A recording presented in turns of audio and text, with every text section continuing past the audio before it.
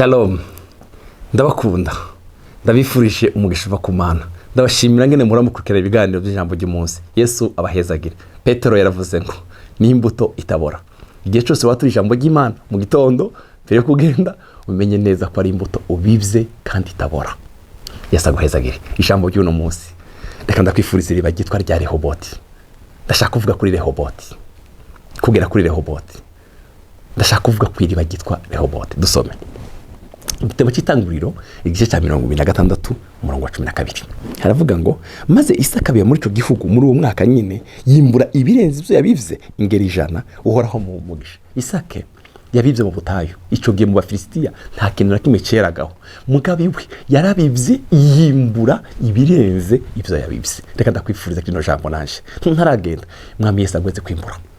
Warabivye amasengesho mwami Yesu agweze kwimbura inshuro 5. Wara ari abantu bafashije, hari neza wakoze, hari neza waragize. Reka nkwifurije kwimbura. Isaka yarabivye yimbura ibirenze ivyo yabivye. Uwo warabivye mwibanga abantu batabizi. Reka nkwifurije kwimbura. Mwami Yesu agwe kwimbura.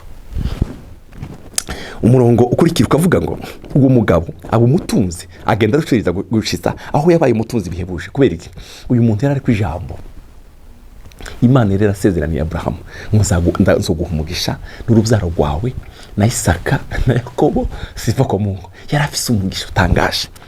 Amen. Kandi yarafise ibitayega by'imikuku n'amasho n'abantu bahinda atera Abafilisitiya ishari bituma basivza amariba yiwe yose. Bene data, hariho abantu bagenda basivza amariba yacu.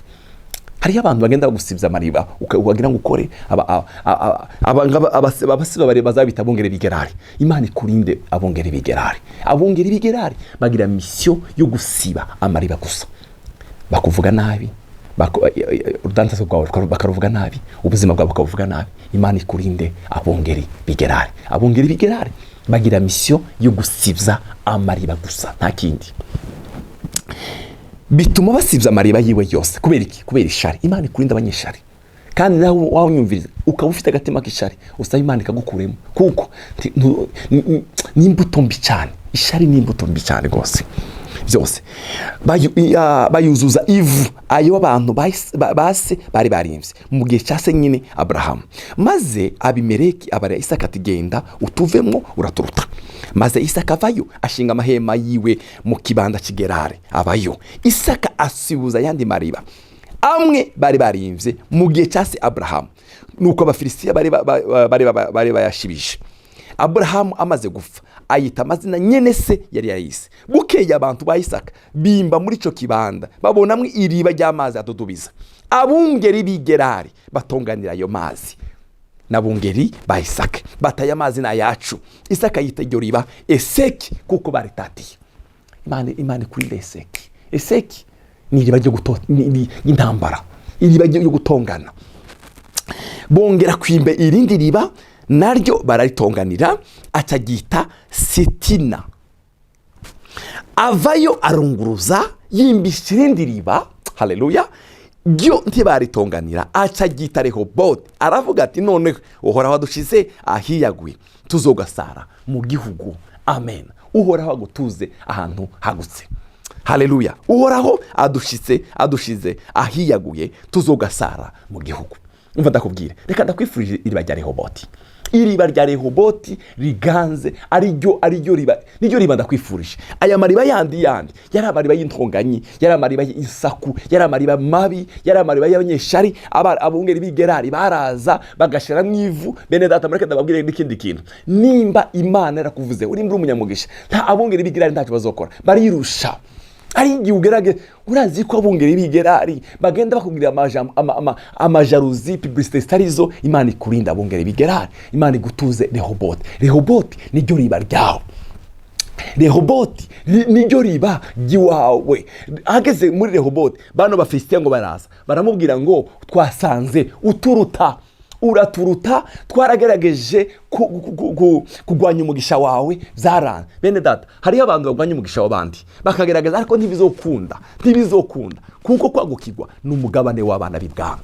semeni amen. Ko Rehoboth ni umugabane wawe. Imana igutuze kuri Rehoboth, igukure kuri Eseki na Sitina, amariba yo gutonganiraho, igushikane Rehoboth. Numva kuri Rehoboth hari irindi riba Eseki yagiyeho ryitwa Berisheba, iriba ryawe bwite. Haleluya. Numva kuri Rehoboth Imana izogushikane kuri Berisheba, iriba ryawe bwite. Yesu aguhezagire cyane. Imana ikurinde abungeri bigerare. Imana ikurinda abungeri bigerare baza gusibya amariba, baza gusibya amariba. Reka ndangirize mu gitabo cy'indirimbo za Salomo. Igitabo cy'indirimbo za Salomo, indirimbo za Salomo igice cya 2 umurongo wa 15. Igitabo cy'indirimbo za Salomo igice cya 2 umurongo wa 15 haravuga ngo nimudufatire utubwebwe, twatubwebwe duto twonona imirima y'imizabibu, kuko imizabibu yacu ishuritse. Hariho utubwebwe tuzakuza gusibya amariba. Hariho tubwebwe bene data, hariho tubwebwe tuza gusibya amariba. Imana iturinde tuno tubwebwe duto. Imana ikurinde tuno tubwebwe tuza gusibya. Hariho tubwebwe tuza gusibya amariba, tuza gukuraho imizabibu igiye gushurika. Hari igihe ukora wagerane muri Rehoboth, tuno tubwebwe tukagusangayo, tukagenda tuvuga amajambo. Imana ikurinde tuno tubwebwe, utubwebwe duto tuza twonona imirima.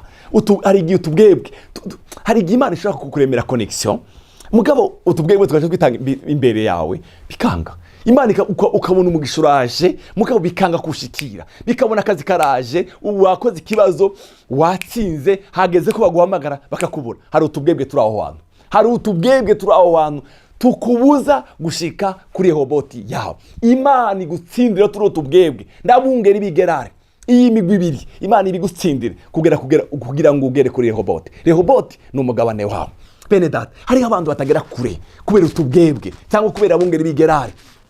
Bani bagutsindire kwagukigwa n'umugabane wawe. Yesu aguhezagire cyane, agutuze Rehoboth. Data turagukunda cyane, izina ryawe rihabwa icubahiro. Uturinde abungeri bigerare, uturinde tuno tubwebwe dutuma tutagera kure, mu izina rya Kristo Yesu umwami wacu. Haleluya. Utugirire neza, udutuze kwiriba rya Rehoboth. Iriba rya Rehoboth niwo mugabane w'abana b'ibwami. Urakoze cyane, icyubahiro kibi cyawe, mu izina rya Yesu umwami wacu. Amen.